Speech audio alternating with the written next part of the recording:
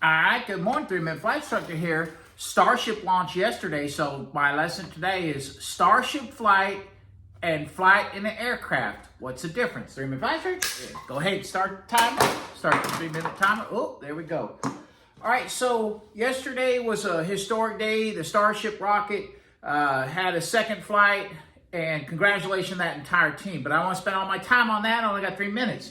What I want to talk about is that straight up flight, okay? Straight up. This in our aircraft there are phases of flight. There's the climb, there's the descend, there's the turn. So we have 8 different gates. And some of the things I want to say, we have modern things going on, but sometimes sitting down and reading an old book with a person and this stick and rudder, I can't tell you enough, new students, open this book, read, listen to this man. He's talking about how a horse gallops. So he's going back into back in the day, talking about horses and how a horse has a gait. Well, an aircraft has a gait, and a gait is like a different way of walking. The horse has a fancy one or whatever.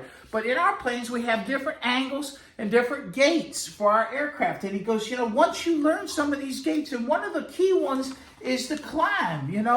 The climb.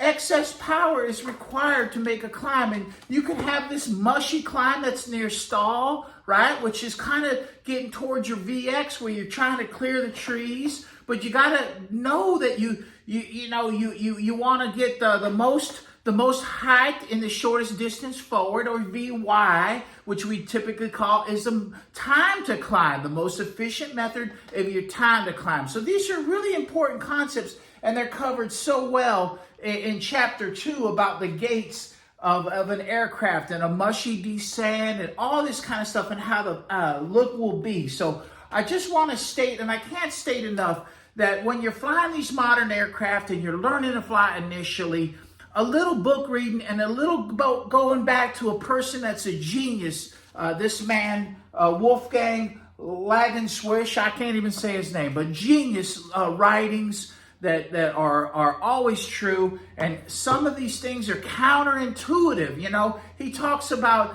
having to put the nose down if you're going to stall, or and that's counterintuitive to be looking at the earth, but you got to keep that plane flying. And so thank you for watching. Thank you for the channel. Always remember, crack open some books. It's going to help your learning. 3-Minute Flight Instructor, we're going to go ahead and say ta-ta for now. Don't have my little thing, but okay, bye.